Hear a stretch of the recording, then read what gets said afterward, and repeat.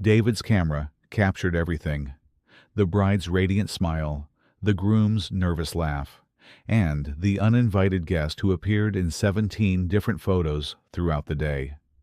It wasn't until he developed the images that David realized he documented not just a wedding, but the unraveling of a carefully constructed lie.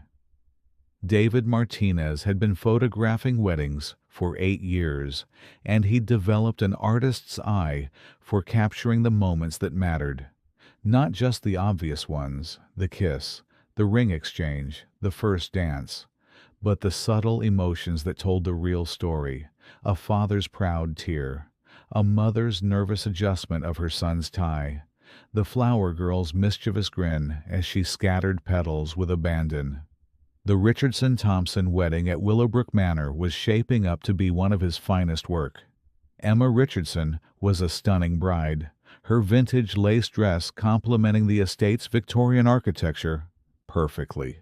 Michael Thompson was clearly besotted, unable to take his eyes off his bride throughout the morning preparations. The venue was spectacular: rolling gardens, a stone chapel, and golden afternoon light that seemed designed specifically for wedding photography. David had arrived at 11 a.m. to capture the pre-ceremony preparations. His assistant, Sarah, was handling the detail shots: rings, flowers, shoes, while David focused on the emotional moments. Emma's getting ready session had been particularly beautiful. She was calm, confident, surrounded by her bridesmaids in a sunlit bridal suite overlooking the gardens. "You look absolutely radiant," David had told her as he captured her final look in the mirror. And she did. There was something luminous about Emma Richardson, a joy that seemed to emanate from within. The ceremony was scheduled for 3 p.m., giving David time to scout locations and capture candid moments as guests arrived. The guest list was elegant but intimate, about 150 people, mostly family and close friends. David had photographed enough weddings to read the social dynamics. This was a couple with deep roots, strong family connections, and genuine affection from their community. As guests began arriving around 2:30, David positioned himself strategically to capture arrivals while staying unobtrusive. His telephoto lens allowed him to shoot candid moments from a distance: greetings, conversations, the small dramas that always played out before ceremonies. That's when he first noticed the man in the gray suit. The stranger wasn't behaving like other guests. While everyone else mingled, checked their phones, or found their seats, this man stood apart. He was tall, maybe 6'2", with dark hair and sharp features, well-dressed, but not in wedding finery. His gray suit looked more business than celebration. What struck David most was how he positioned himself, always with a clear view of the chapel entrance, always watching. David's professional instincts kicked in. Uninvited guests at weddings were more common than people realized. Sometimes they were journalists trying to crash celebrity weddings. Sometimes they were unstable ex-partners. Occasionally, they were private investigators gathering evidence for divorces or insurance claims. David had learned to watch for people who didn't belong. He took a few discreet shots of the man, part of his standard practice of documenting anyone who might become a problem. The stranger seemed aware of being photographed, but didn't seem concerned. If anything, he appeared to be deliberately making himself visible. As the ceremony began, David moved into position near the altar, his prime spot for capturing the processional. The bridesmaids were beautiful, the music was perfect, and when Emma appeared at the back of the chapel on her father's arm, the collective intake of breath from the guests was audible. David's camera clicked rapidly as he captured Emma's walk down the aisle. Her face was radiant, focused entirely on Michael waiting at the altar. It was a photographer's dream: pure joy, perfect light, genuine emotion. But as he reviewed his shots later, David would realize that in photo after photo, the man in the gray suit was visible, not prominently, not obviously, but there, always positioned where he could see Emma clearly, always watching with an intensity that seemed wrong for a wedding guest. The ceremony itself was flawless. Father Morrison, the elderly priest who'd married Emma's parents 30 years earlier, delivered a service that was both traditional and personal. Michael's vows were heartfelt, bringing tears to several guests' eyes. Emma's response was elegant and moving, her voice steady despite the magnitude of the moment. David worked with practiced efficiency, moving quietly around the chapel's perimeter to capture different angles. The light streaming through the stained glass windows was perfect, creating an almost ethereal atmosphere around the couple. During the ring exchange, David noticed the man in the gray suit again. He'd moved from his original position to one with a clearer view of the altar. More unusually, he was taking photos with a small digital camera, not the typical smartphone snapshots most guests took, but deliberate, focused shots. Wedding photographers developed a sixth sense about other cameras. Guests taking pictures was normal, even encouraged, but there was something about this man's photography that felt different. He wasn't capturing memories, he was collecting evidence. David made a mental note to speak with him after the ceremony, but as the newlyweds kissed and the chapel erupted in applause, the man in the gray suit was already gone. The cocktail reception began at 4:30 in Willowbrook's Garden Pavilion. David loved this part of weddings. Guests relaxed, the formal ceremony behind them, genuine celebration beginning. The lighting was golden, the setting was perfect, and Emma and Michael were glowing with happiness. David moved through the crowd, capturing candid moments, group shots, and the hundreds of small interactions that made each wedding unique. Emma's grandmother dancing with one of Michael's groomsmen.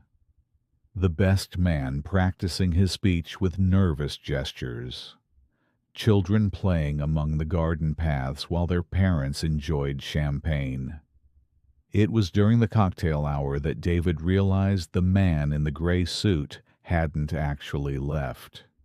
He'd simply changed positions again, moving to the edge of the garden where he could observe without being easily noticed. From David's vantage point, behind his telephoto lens, he could see the man clearly, still watching, still photographing, still maintaining his strange vigil. David approached Sarah, who was capturing table details inside the reception hall. "Sarah, do you see the guy in the gray suit, edge of the garden, near the rose trellises?" Sarah followed his gaze and nodded. "Tall guy? Dark hair. He's been moving around all day. I thought he was with the groom's family." "No family resemblance," David replied, "and his body language is all wrong. He's not celebrating. He's surveilling." "Should we alert security?" David considered it. Willowbrook had discreet security, but they'd need a good reason to approach a guest who wasn't actually causing problems. "Let me try to get a word with him first. Keep an eye on things here." But when David looked back toward the rose trellises, the man was gone again. Dinner was served at 6 p.m. in Willowbrook's grand ballroom. David moved between tables, capturing toasts, laughter, and the easy camaraderie of a close-knit group celebrating. The speeches were particularly good. Emma's father delivered a moving tribute to his daughter. Michael's best man told genuinely funny stories without embarrassing anyone. And Emma herself gave a graceful thank you that had several guests reaching for tissues. During the dinner service, David uploaded his memory cards to his laptop for backup, a standard practice that also allowed him to review shots and adjust his approach for the evening portion of the wedding. That's when he made the discovery that changed everything. Scrolling through the day's images, David began to notice a pattern. The man in the gray suit appeared far more frequently than David had realized. Not in every shot, but in enough to create a timeline of his movements throughout the day. Photo 23. Visible in the background as guests arrived, positioned near the chapel entrance. Photo 47. Standing at the edge of the garden during pre-ceremony mingling, camera raised toward the bridal party. Photo 89. In the back row of the chapel during the processional, his attention fixed on Emma. Photo 112. Behind the rose garden during cocktails, telephoto lens aimed at the bride and groom. Photo 156. At the edge of the ballroom during dinner, photographing the head table. Photo 203. Near the band setup, positioning himself for a clear view of the dance floor. The pattern was unmistakable. This wasn't a guest enjoying a wedding. This was systematic surveillance. Someone was documenting Emma Richardson's wedding day with the same methodical attention David was being paid to provide professional coverage. David enhanced several of the images, zooming in on the man's face. The photos were sharp enough to show clear features, and there was something familiar about them. Not familiar in the sense that David had met him, but familiar in the way that suggested he'd seen this face before in another context. On impulse, David opened his laptop's browser and searched for Emma Richardson. He wasn't sure what he expected to find. Maybe a social media profile, maybe business information. What he found made his blood run cold. The first result was a news article from the Chicago Tribune, dated 18 months earlier. Local attorney missing after failing to return from business trip. The photo accompanying the article showed a woman who looked remarkably like Emma Richardson. Not identical, but close enough to be the same person with different hair and makeup. The missing woman was identified as Emma Hartwell, a 29-year-old corporate attorney who had disappeared while on a business trip to Seattle. David's hands shook as he continued reading.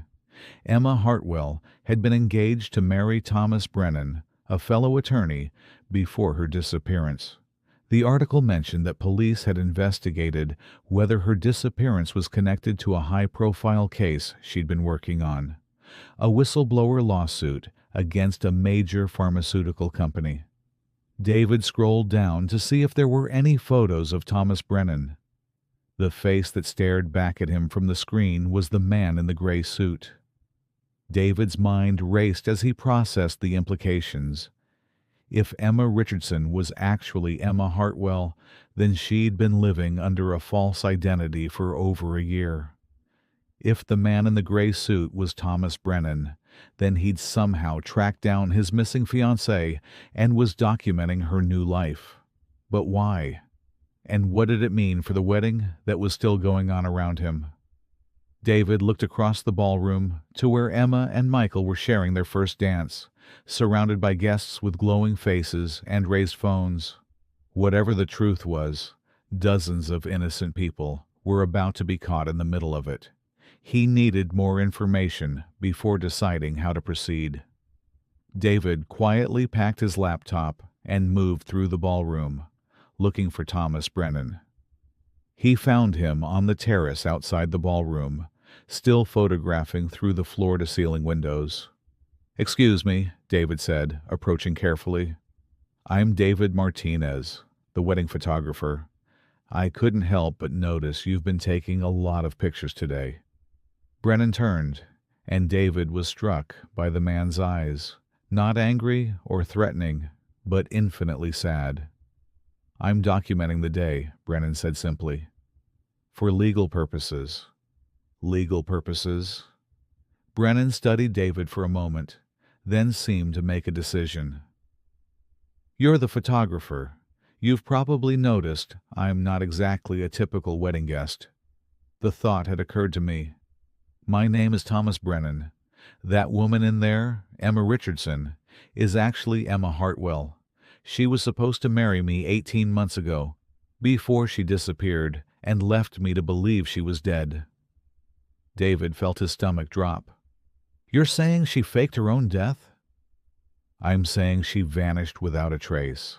Let me grieve for her, and then started a new life with a new identity."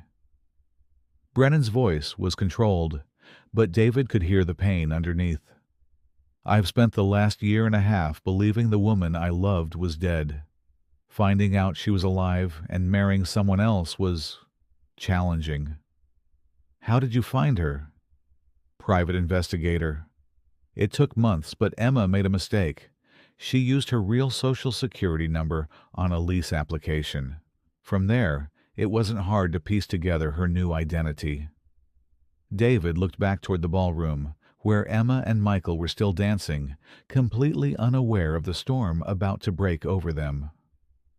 "What are you planning to do?" "I'm not planning to do anything," Brennan replied. "I just needed to see for myself, to understand why she chose to let me think she was dead rather than tell me she didn't want to marry me." "Maybe there was more to it than that," Brennan laughed bitterly. "Maybe. But she could have talked to me. We could have worked through whatever was wrong. Instead, she chose to destroy my life and build a new one with someone else." As they talked, David began to see the full picture. Emma's disappearance hadn't been about cold feet or a change of heart. According to Brennan, she'd been working on a case involving corporate fraud, a pharmaceutical company that had been covering up dangerous side effects in a new drug. The week before she disappeared, Emma had received threats related to the case. "She was scared," Brennan admitted, "but we were supposed to handle it together. I begged her to let me help, to go to the FBI, to do anything except face it alone. The last thing she said to me was that she needed to protect me from what was coming. And then she vanished. Completely. Her car was found at Seattle-Tacoma Airport, but she never boarded the flight she was supposed to take. No credit card activity, no phone records, nothing. The police investigated for months, but eventually concluded she'd either been murdered or had chosen to disappear." David felt pieces clicking into place. "The pharmaceutical case? Did she have evidence?" "Enough to put several executives in prison and cost the company billions. When she disappeared, so did the evidence. The case collapsed. And now she's married to someone else, living under a new name. With no idea that I spent the last 18 months destroying myself with grief and guilt, wondering what I could have done differently to save her." David looked back at the ballroom, where the reception was in full swing. Emma was laughing at something Michael had whispered in her ear, her face radiant with happiness. Whatever her reasons for disappearing, she'd clearly built a new life that brought her joy. But she'd also left behind a man who'd never gotten closure, never understood why the woman he loved had chosen to vanish rather than trust him with the truth.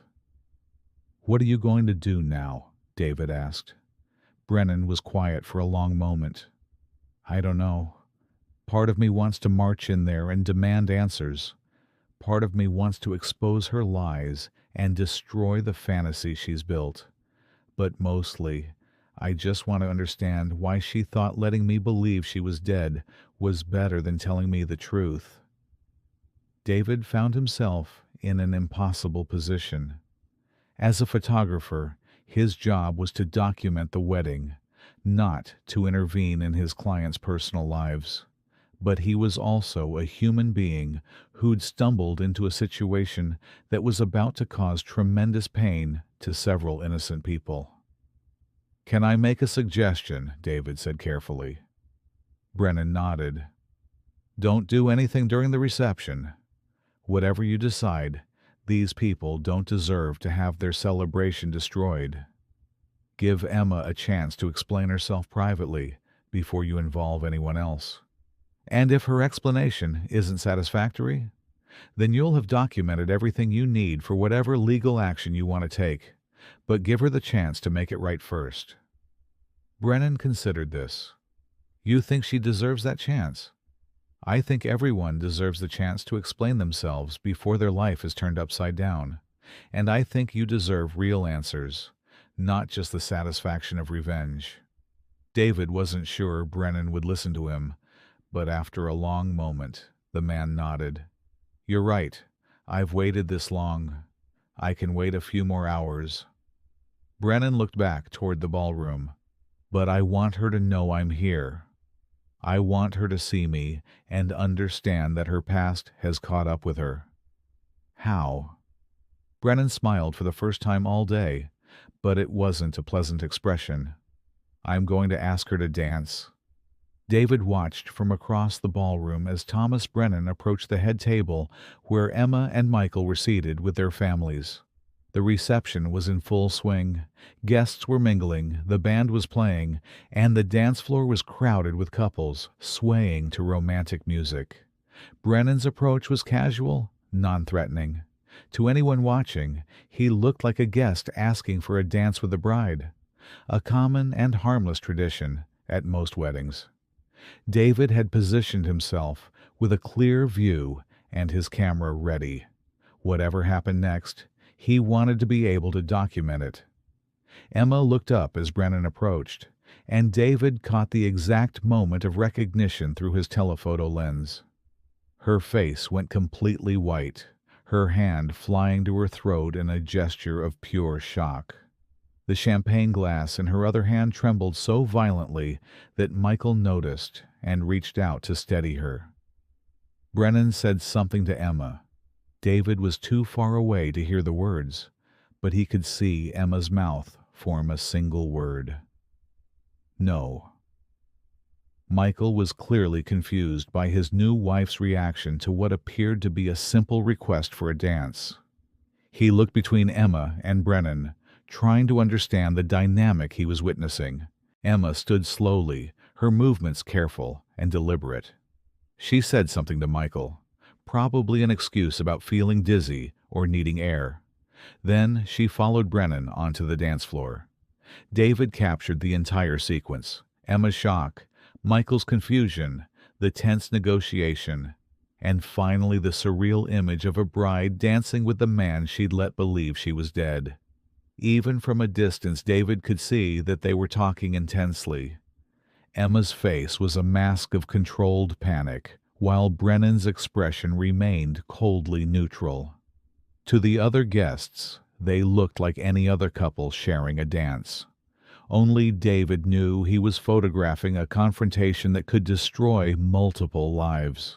The dance lasted exactly one song, a 4-minute eternity, during which David documented what was probably the most important conversation of Emma's life. When the music ended, Emma said something brief to Brennan, then walked quickly off the dance floor and out of the ballroom. Brennan watched her go, then turned and walked in the opposite direction toward the exit. David followed Emma. David found Emma on the terrace, where he'd spoken with Brennan earlier. She was gripping the stone railing with white knuckles, staring out at the garden without seeing anything. When she heard his footsteps, she turned, and David saw that she was crying. "You're the photographer," she said, her voice shaky. "You saw him, didn't you? You know who he is." David nodded. "Thomas Brennan. Your fiancé from your previous life." Emma's laugh was bitter. "Previous life. That's one way to put it." She wiped her eyes with the back of her hand. "I suppose he told you I'm a terrible person who faked her death to escape marriage. He told me you disappeared while working on a pharmaceutical case, that you received threats." "The threats were real," Emma said quietly. "More real than Thomas ever understood. 3 people connected to that case died under suspicious circumstances. When they came for me, I had 2 choices: disappear or join them. So you chose to disappear. I chose to save my own life and protect the man I loved, even if it meant he'd hate me forever." Emma's voice broke. Do you know what it's like to love someone so much that you're willing to let them think you're dead rather than risk them getting killed because of you? David didn't answer. He was beginning to understand the impossible choice Emma had faced. The pharmaceutical company had connections everywhere: police, FBI, federal judges. People who tried to fight them through official channels ended up dead. My only option was to vanish completely and hope they'd assume I was dead and stop looking for me. And the evidence you had? Hidden where they'll never find it. If anything happens to me, it gets released automatically. It's the only thing that's kept me alive this long. David thought about the happy woman he'd been photographing all day, the joy he'd captured in her face as she married Michael. You built a new life. I tried to. Michael is a good man, kind, gentle, completely removed from the world that nearly got me killed. I thought I could start over, be someone new. I thought I'd finally be safe. And now? Emma looked back toward the ballroom, where her wedding reception was continuing without her. Now Thomas has found me, and I don't know what he's going to do with that information. He's angry. He has every right to be. But if he exposes me, he'll destroy the only life I've been able to build. What did you tell him? The truth finally. Everything I should have told him 18 months ago. Emma's voice was resigned. I apologize for the pain I caused him, but I don't think sorry is enough for what I put him through. David left Emma on the terrace and went looking for Thomas Brennan. He found him in the parking lot, standing beside a rental car, looking like a man trying to decide between several equally painful options. How did it go? David asked. She told me about the threats, about the murders, about why she felt she had to disappear. Brennan's voice was flat. She apologized for letting me think she was dead. Do you believe her? I believe the facts are more complicated than I thought. Brennan looked back toward the manor. But that doesn't erase 18 months of grief and guilt and wondering if I failed her somehow. What are you going to do? Brennan was quiet for a long moment. I could expose her, call the police, tell them Emma Richardson is actually Emma Hartwell, demand that she face consequences for what she did to me. But revenge won't give me back the last year and a half of my life, and it won't undo the damage that's already been done. Brennan opened his car door. She made her choice to protect me, even though it destroyed me. Maybe it's time I made a choice to protect her, even though it destroys me. You're going to let her keep her new life? I'm going to let her try to be happy, the way she was trying to let me be safe. Brennan got into his car, then looked up at David. But I want you to do something for me. What? Your photos. The ones showing me at the wedding. I want copies of all of them. Why? Because someday, if she ever feels safe enough to remember her old life, I want her to know that I was there, that I saw her happiness and chose not to destroy it. Brennan started the engine and drove away, leaving David standing alone in the parking lot. David returned to the reception, which was still in full swing. Michael was looking concerned. His bride had disappeared for 20 minutes, which was unusual behavior for someone who'd been the life of the party all evening. Emma reappeared shortly after David, looking composed but fragile. She'd touched up her makeup and fixed her hair, but David could see the tension in her shoulders, the careful way she smiled. "Everything okay?" Michael asked, taking her hand. "Just needed some air," Emma replied. "Wedding days are overwhelming." David continued photographing, but now he saw the reception differently. Every smile from Emma felt brave rather than joyful. Every concerned glance from Michael felt like evidence of how much she had to lose. Every photo he took documented not just a celebration, but a woman trying to hold together a life built on necessary lies. The evening ended with tradition. Bouquet toss, garter removal, final dances, and the grand exit under a shower of sparklers. Emma and Michael left in a vintage Rolls-Royce decorated with flowers, heading for their honeymoon in Italy. As they drove away, Emma looked back through the rear window. For just a moment, her eyes met David's through his camera lens, and he saw in them a mixture of gratitude and terror that he'd never forget. David spent the next week processing the wedding photos, creating the album that would commemorate Emma and Michael's perfect day. He edited carefully, removing most of the shots that showed Thomas Brennan, keeping just enough to create the record Brennan had requested.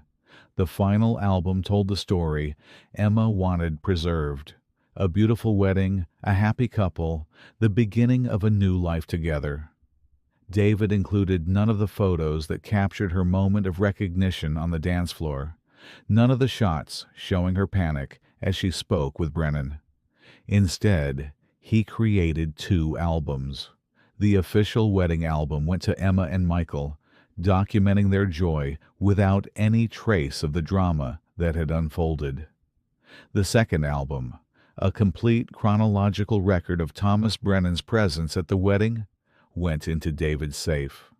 3 months later, David received a postcard from Italy. "Thank you for your discretion and your artistry. The photos are beautiful. E and M." 6 months after that, he received a different kind of message. A letter with no return address, containing a single photograph. Thomas Brennan standing at a gravesite, placing flowers on a headstone that read, "Emma Hartwell, beloved fiancée, gone but not forgotten." The note attached read, "She gets to live her new life. I get to mourn my old one. Thank you for helping us both find a way forward."